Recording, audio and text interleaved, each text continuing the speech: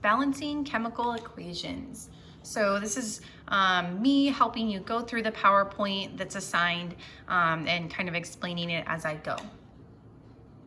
Okay, so here's our essential questions that are going to be answered by this PowerPoint. They are, what are the different parts of a chemical equation? How can we tell if a chemical equation is balanced or not? And how does balancing equations relate to the law of conservation of mass?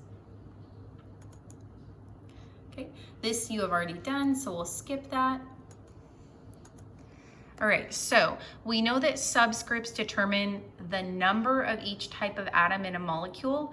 And the way I remember subscripts being down low is it's like a submarine. It's down below the water. So I remember subscript is the number that goes at the bottom. So that 2 in the H2O is an example of a subscript. And then here's an example of a model. So we know that there's 2 hydrogens and 1 oxygen. So the model, a couple of things I'd like to draw your attention to. 1, each element is a different color. And 2, there's the appropriate number of each atom. So we have 2 hydrogens, 1, 2, and 1 oxygen, 1 right there. So we don't have to have a 1 to know that there is 1. If the letter is there, that means there is one of that element present. And then we make sure that the hydrogens are touching the oxygen and we get this little Mickey Mouse molecule.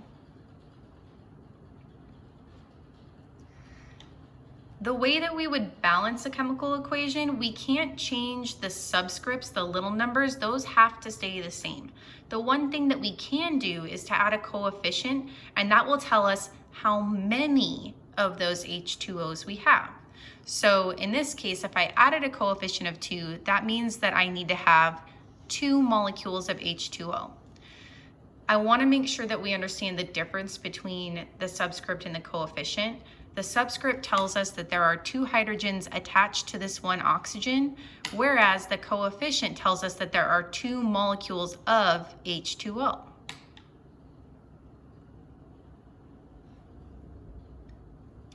So an overall chemical equation will look something like this. We're going to have reactants and products separated by an arrow. So reactants, always the left, that's what we start with. We have the arrow, which tells us it's a chemical reaction. The arrow, typically if we're saying this in a sentence, we would say the arrow means to produce. So we'll use 2 hydrogen molecules and 1 oxygen molecule to produce 2 water molecules. And those are the products. And we can remember this by saying RAP, reactant, arrow, product. Reactants are elements or compounds which exist prior to a chemical reaction. So those are the things that we start with. A lot of times I like to say those are the things that we put in the beaker. So the chemist is putting those in the beaker so that they can react. In this case, we have 4 atoms of hydrogen. They're just organized into 2 molecules. And we have 2 atoms of oxygen, and there's 1 molecule.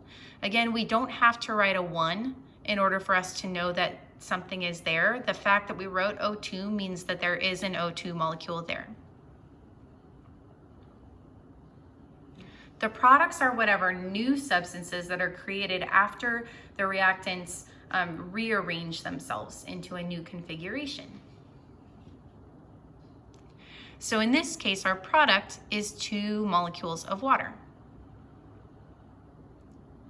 That's a total of 4 hydrogen atoms and 2 oxygen atoms, but now they're rearranged into a new product. The arrow is what tells us that a chemical reaction is taking place and that atoms are going to be rearranged into a different configuration. So think of it like you built a Lego house and then you take it apart and you build something else, maybe a Lego car. So we're using the same Legos, we're just building something different with them. So atoms are not lost, they're not gained, they have to be equal on both sides. Okay, obviously you can't do this with a partner, that's okay. the products. Take a moment and think about that. What I see for products are the C6H12O6, that is one product. And then the plus sign tells me that there's another product. And then the other product is the 6 O2 molecules, the 6 oxygen molecules.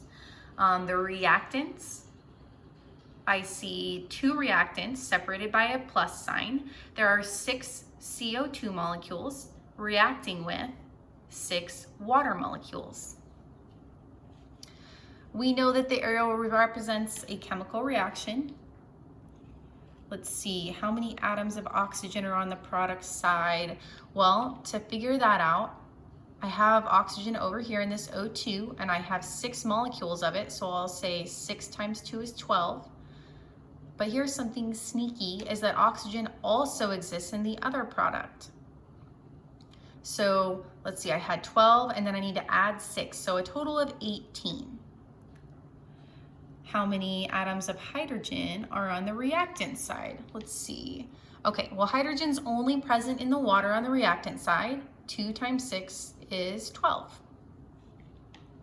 So 12 atoms of hydrogen. And let's see, what process does the chemical reaction represent? Well, this is actually a reverse reaction of a combustion. So if we had the C6H12O6 and we added oxygen, that would be a combustion reaction.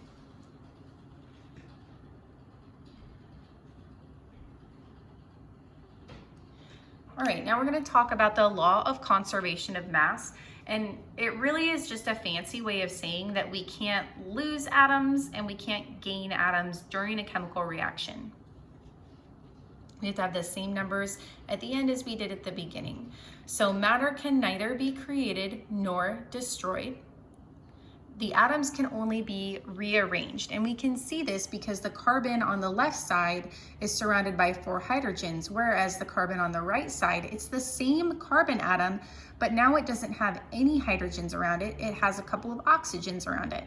And then the oxygens on the left side, these are 2 oxygens stuck together. It's a diatomic molecule.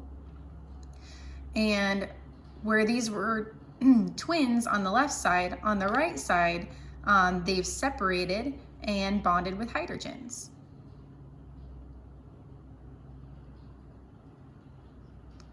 So to balance a chemical equation, we need an equal number of the same type of atom on each side.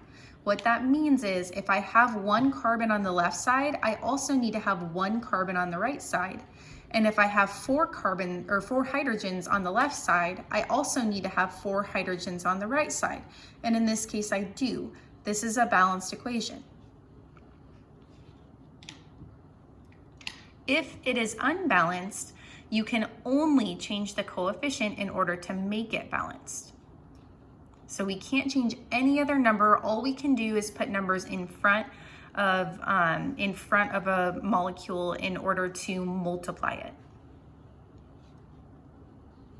You cannot ever change subscripts.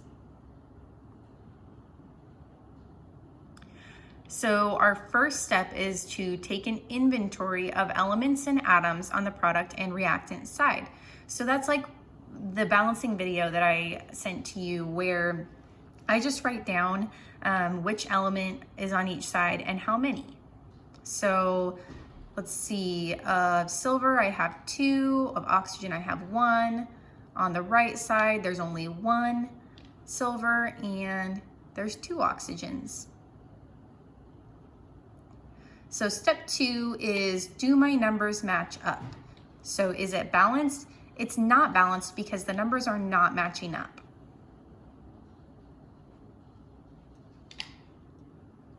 And step 3, if it is not balanced, we're going to change coefficients until it is balanced. So I know that I need to multiply this silver on the right in order to make it equal the silver on the left. So I'm going to multiply it by 2, and that will change the silver. Now I need to go and fix the oxygen because there's 1 on the left and 2 on the right. If I multiply that by 2 in order to make the oxygen 2, it also multiplies the silver. So because there's 2 silvers in each compound of silver oxide, if I multiply that compound by 2, it's going to multiply the number of silver atoms as well, and I'll have 4. So now the oxygens match, but the silvers don't. I need the silvers to be 4, and the way to do that is to change the coefficient in front of silver to be 4. So now I have 4 each of silvers and 2 each of oxygen. That's a balanced equation. Okay, I'm going to try another example. Starting with taking an inventory of what's present on both sides. Carbon on the left, there's 1. Hydrogen, there are 4. Chlorine, 2. And on the right of carbons, I have 1. Hydrogens, I have 1. Chlorines, this can get tricky again. I have chlorine present in both of the products, so I need to remember to add them together. So total, I have 5 chlorines on the right. C142, 115, this is not a balanced equation. So let's see, what coefficients can we change? I know that I need to have 4 hydrogens on the right because there are 4 on the left. And hydrogen is only present in the HCl. So I'm going to put a 4 in front of there. And that not only multiplies the hydrogens, but the 4 applies also to the chlorines. So I'm going to have to multiply those chlorines as well. So let's see, 4 times 1 chlorine is 4, and then I need to add it with the chlorines from the carbon tetrachloride. So 4 and 4 would make 8. That also took care of another issue because I know that it's not good to have an odd number on one side and an even number on the other. It's much easier to work with even numbers. All right, so carbons match, hydrogens match, chlorines are the only thing left that doesn't. So let's see, I have 2 on the left. What can I multiply that by in order to make it 8? I'm going to put a 4 in front of that chlorine, which gives me 8 chlorines on each side. And that is a balanced equation. Okay, you did this the other day, so we can skip it. All right, well, another example here. Inventory on each side. So I have sodium, 1 on the left, 1 on the right. Bromine, 1 on the left, 2 on the right. Calcium, 1 on the left, 1 on the right, and fluorine, 2 on the left, 1 on the right. So this is one for you to go ahead and do yourself.